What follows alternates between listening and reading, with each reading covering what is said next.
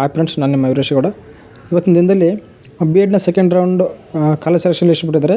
ಅದನ್ನು ಯಾವ ರೀತಿ ಡೌನ್ ಮಾಡಿ ನೋಡೋದು ಅಂತೇಳಿ ಈ ವಿಡಿಯೋ ತಿಳಿಸ್ಕೊಡ್ತಾ ಇದ್ದೀನಿ. ಅದಕ್ಕಿಂತ ಮುಂಚೆ ನಮ್ಮ ಸ್ಪರಚೇತನ ಅಥವಾ ವೀರೇಶಗೌಡ ಯೂಟ್ಯೂಬ್ ಚಾನಲ್ ಇನ್ನೂ ಯಾರು ಸಬ್ಸ್ಕ್ರೈಬ್ ಮಾಡ್ಕೊಂಡಿಲ್ಲೋ ಅವರು ಸಬ್ಸ್ಕ್ರೈಬ್ ಮಾಡ್ಕೊಳ್ಳಿ. ಹಾಗೆ ಪಕ್ಕದಲ್ಲಿ ಕಾಣಿಸ್ತಕ್ಕಂಥ ಬೆಲ್ ಐಕಾನ್ ಮೇಲೆ ಕ್ಲಿಕ್ ಮಾಡಿಕೊಂಡ್ರೆ ನಾವು ಮಾಡೋಂಥ ಪ್ರತಿಯೊಂದು ವೀಡಿಯೋಗಳು ನಿಮಗೆ ನೋಟಿಫಿಕೇಷನ್ ಸಿಗ್ತಾ ಹೋಗ್ತವೆ. ಬನ್ನಿ ಈಗ ವೀಡಿಯೋನ ಸ್ಟಾರ್ಟ್ ಮಾಡೋಣ. ಮೊದಲನೇದಾಗಿ ಇಲ್ಲಿ ಗೂಗಲ್ ಕ್ರೋಮನ್ನು ಓಪನ್ ಮಾಡ್ಕೊಳ್ಳಿ. ಓಪನ್ ಮಾಡ್ಕೊಂಡ ನಂತರ ಇಲ್ಲಿ ಬಿ ಎಡ್ 2024 ಅಂತೇಳಿ ಸರ್ಚ್ ಮಾಡ್ಕೊಳ್ಳಿ.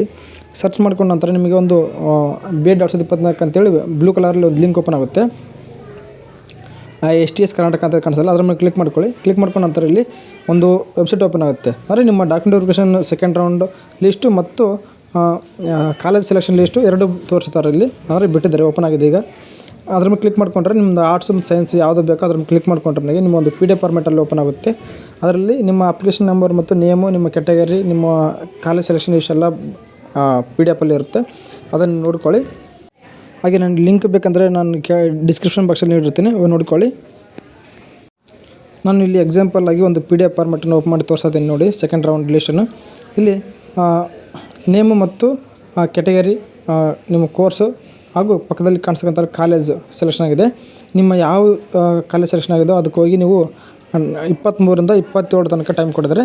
ಅಷ್ಟೊಳಗೆ ನಿಮ್ಮ ಡೈರೆಕ್ಟ್ ಸೆಂಟರ್ಗೆ ಹೋಗಿ ಅಡ್ಮಿಷನ್ ಸ್ಲಿಪ್ ಪಡ್ಕೊಂಡು ಚಲನ ಡೌನ್ ಮಾಡಿಕೊಂಡು ಅದನ್ನು ಅಮೌಂಟ್ ಎಷ್ಟೇ ಇರುತ್ತೋ ಕಾಲೇಜ್ ಸೆಲೆಕ್ಷನ್ ಲಿಸ್ಟ್ ಅಮೌಂಟು ಅದು ನಿಮ್ಮ ಹತ್ತಿರದ SB ಬ್ಯಾಂಕಲ್ಲಿ ಹೋಗಿ ಚಲನ ಪೇ ಮಾಡ್ಕೊಂಡ ನಂತರ ನಿಮಗೆ ಡೈರೆಕ್ಟಲ್ಲಿ ಒಂದು ಅಡ್ಮಿಷನ್ ಸ್ಲಿಪ್ ಕೊಡ್ತಾರೆ. ಅಡ್ಮಿಷನ್ ಸ್ಲಿಪ್ ತಗೊಂಡೋಗಿ ನೀವು ನಿಮ್ಮ ಸಿಕ್ಕಂಥ ಕಾಲೇಜಲ್ಲಿ ಅಡ್ಮಿಷನ್ ಆಗಬೇಕಾಗತ್ತೆ. ಅಡ್ಮಿಷನ್ ಆಗಲು ಕೊನೆ ದಿನಕ್ಕೆ 27 ತಾರೀಕು ಆಗಿರುತ್ತೆ. ಅದರಿಂದ ಬೇಗ ಎಲ್ಲರೂ ಅಡ್ಮಿಷನ್ ಆಗಿ. ಹಾಗೆ ಈ ಲಿಸ್ಟಲ್ಲಿ ಕೆಲವೊಬ್ಬರಿಗೆ ಸ್ಟಾರ್ ಮಾರ್ಕ್ ಬಂದಿದೆ. ಅದೇ ನಾನು ಪ್ರತಿ ವೀಡಿಯೋದಲ್ಲಿ ಹೇಳ್ತಾ ಇದ್ದೆ ಸ್ಟಾರ್ ಮಾರ್ಕ್ ಏನಕ್ಕೆ ಬರ್ತಾ ಅಂತೇಳಿ. ಇದಕ್ಕೆ ರೀಸನ್ ಏನಪ್ಪ ಅಂದ್ರೆ ನನಗೆ ನೀವು ಆಪ್ಷನ್ ಎಂಟ್ರಿ ಬಿಟ್ಟಾಗ ಆಪ್ಷನ್ ಎಂಟ್ರಿ ಕಾಲೇಜ್ ಸೆಲೆಕ್ಷನ್ ಮಾಡಿರಲ್ಲ. ಅದರಿಂದ ನಿಮ್ಗೆ ಏನಂದರೆ ಇಲ್ಲಿ ನಿಮ್ಮ ಕ್ಯಾಟಗರಿ ವೈಸು ಕಾಲೇಜ್ ಸೆಲೆಕ್ಷನ್ ಆಗಿರಲ್ಲ, ಅದರಿಂದ ಸ್ಟಾರ್ ಮಾರ್ಕ್ ಬಂದಿರುತ್ತೆ. ಈ ಸ್ಟಾರ್ ಮಾರ್ಕ್ ಬಂದವ್ರಿಗೆ 3 ರೌಂಡಲ್ಲಿ ನಿಮಗೆ ಕಾಲೇಜ್ ಸೆಲೆಕ್ಷನ್ ಲಿಸ್ಟ್ಗೋಸ್ಕರ ಒಂದು ಪರ್ಮಿಷನ್ ಕೊಡ್ತಾರೆ. ಅಂದರೆ ಇನ್ನೊಂದು ಬಾರಿ ಪುನಃ ಅವಕಾಶ ಕೊಡ್ತಾರೆ. ಆಗ ಮಿಸ್ ಮಾಡದೆ ಆಪ್ಷನ್ ಎಂಟ್ರಿ ಮಾಡ್ಕೊಳ್ಳಿ. ಆಪ್ಷನ್ ಎಂಟ್ರಿ ಮಾಡ್ಕೊಂಡ ನಂತರ ನಿಮ್ಮ ಕಾಲೇಜ್ ಸೆಲೆಕ್ಷನ್ ಲಿಸ್ಟಲ್ಲಿ ನೇಮ್ ಬರುತ್ತೆ. ಆಗ ಬಂದ ನಂತರ ನಿಮಗೆ ಸಿಕ್ಕಿರುವಂಥ ಕಾಲೇಜಿಗೆ ಹೋಗಿ ನೀವು ಅಡ್ಮಿಷನ್ ಮಾಡ್ಕೊಳ್ಬೋದು. ಹಾಗೆ ವಿಡಿಯೋ ಇಷ್ಟ ಇದ್ದರೆ ಲೈಕ್ ಮಾಡಿ, ಶೇರ್ ಮಾಡಿ. Thank you.